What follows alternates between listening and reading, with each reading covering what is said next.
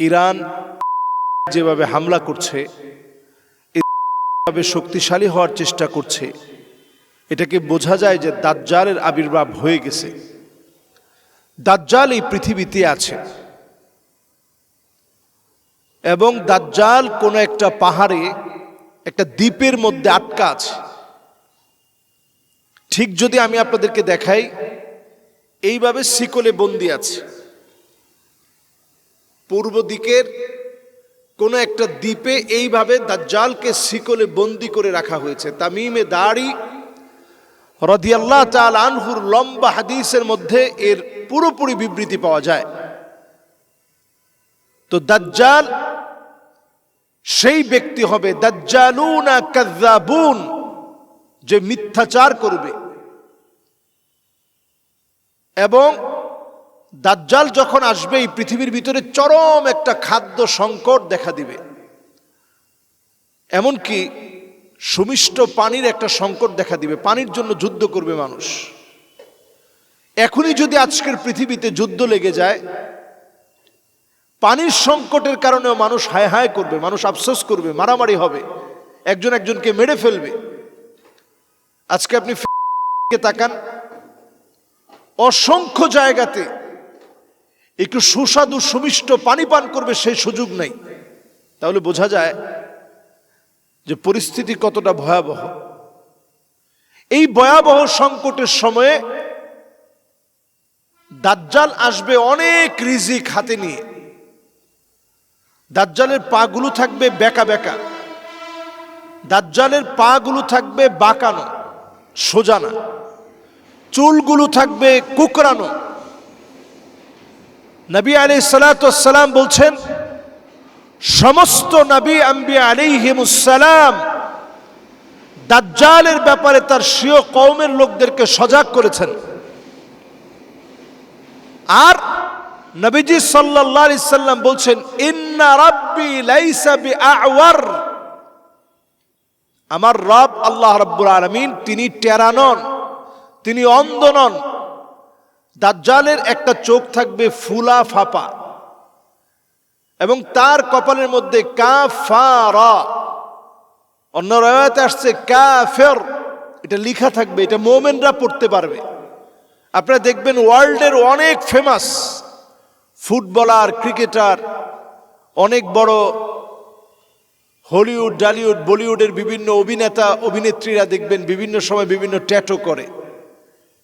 এই ট্যাটুর ভিতরে দেখবেন অনেকেই যারা রেসলিং খেলে, অনেকের দেখবেন ট্যাটুর মধ্যে এখন কাফারা বা কাফের, এটা পরিষ্কার লেখা আছে হাতের মধ্যে।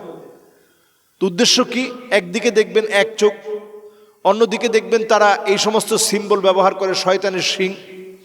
অন্যদিকে দেখবেন তারা তাদের হাতের ভিতরে কাফারা এই জাতীয় ট্যাটুগুলো অঙ্কন করে। তাহলে তারা এগুলো দিয়ে বোঝাতে চায় যে এগুলো খুবই একটা স্বাভাবিক একটা জিনিস। কেউ কপালে যদি কাফারা এটা লেখা দেখেই, তো এটা দেখা মাত্রই তাকে অবিশ্বাস করার কোনো কারণ নেই। এইভাবে দাজ্জালের পিছনে নারীরা এমনভাবে ছুটবে, বেঁধে রাখা যাবে না অনেককে। এখনই যারা পশ্চিমা সভ্যতায় গা ভাসিয়ে দিচ্ছে, তাদেরকে বেঁধে রাখা যাবে না অনেক জায়গায়। তারা এত বেশি অপসংস্কৃতির দাবানলে নিজেদেরকে জ্বালিয়ে পুড়িয়ে মারবে। এই দাজ্জালের এই ফিতনাটা এত ভয়াবহ হবে, এই ভয়াবহ ফিতনা একেবারেই সন্নিকটে আমার কাছে মনে হয়। তবে দাজ্জালের আত্মপ্রকাশ ঘটবে ইমাম মাহদী আলাইহিস সালাতু ওয়াস সালামের আত্মপ্রকাশের পরে। এই যে আজকে তেল আবিবে যে আক্রমণ করা হচ্ছে, এই জায়গাতে একটা পয়েন্ট আছে। এখানে বাবুল লুদ নামে একটা এরিয়া আছে। হানাদাররা এই পুরো জায়গাটা অস্ত্রের গোদাম বানিয়ে রেখেছে। এই অস্ত্রের গোদামাগার বা অস্ত্রের বিশাল সরবরাহগার যেখানে রয়েছে, এই জায়গার মধ্যেই দাজ্জাল এই যে মসজিদ মানারাতুল বায়দা, সিরিয়ার মসজিদে মানারাতুল বায়দা, সাদা গম্বুজওয়ালা মসজিদ বলি আমরা, ওই মসজিদে নামাজ পড়ার পরে ঈসা আলাইহিস সালাতু ওয়াস সালাম যখন তার সঙ্গীদের দিকে তাকাবে, ৭০,০০০ সঙ্গী নিয়ে আসবে। এই সঙ্গী হচ্ছে বর্বর যেগুলো বেঁচে যাবে, এদেরকে নিয়েই দাজ্জাল হত্যা করতে যাবে ঈসা আলাইহিসসালাম এবং ইমাম মাহদী আলাইহিসসালামের সঙ্গীদেরকে।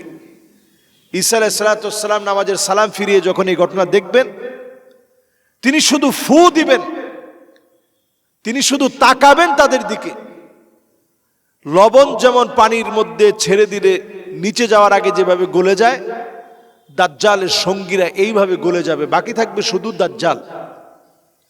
আজকের যে বাবুল লুত বললাম, এই বাবুল লুত পর্যন্ত শুধু দৌড়াতে থাকবে। ঈসা আলাইহিস সালাম তার পিছনে পিছনে দৌড়াবে, ওইখানে গিয়ে ফাইনালি তাকে হত্যা করবে। আল্লাহু আকবার। ওইখানে গিয়ে হত্যা করা হবে, এই বাবুল লুত নামক এরিয়ার মধ্যে গিয়ে হত্যা করা হবে, এখানে দাজ্জালকে শেষ করা হবে। এরপরে পৃথিবীতে একটা লোক থাকবে না যে লোকটা কালেমার বিরুদ্ধাচরণ করবে, সব লোক কালেমাওয়ালা হয়ে যাবে। একটা লোক থাকবে না কালেমার বিরুদ্ধাচরণ করবে। তো এই সময়টা আসবে এই পৃথিবীতে, আমাদের কাছে মনে হয় একেবারে সন্নিকটে। এই সময়টা ঈমানকে টিকিয়ে রাখার সময়। এটা ফিতনাতুল আহলাস এবং ফিতনাতুদ দোহায়মা, অসংখ্য ফিতনা রাজির একটা সময়। চতুর্দিকে ফিতনা ফাসাদ। এই সময়ে নিজেদের ঈমানকে বাঁচিয়ে রাখার তাগিদে আমাদের প্রচেষ্টা চালিয়ে যেতে হবে। আল্লাহ রাব্বুল ইজ্জাতুল জালাল আমাদেরকে নানা রকমের এই ফিতনাগুলো থেকে হেফাজত করুক, দাজ্জালের ফিতনা থেকে আল্লাহ তাআলা হেফাজত করুক। আসসালামু আলাইকুম ওয়া রাহমাতুল্লাহি ওয়া বারাকাতুহু।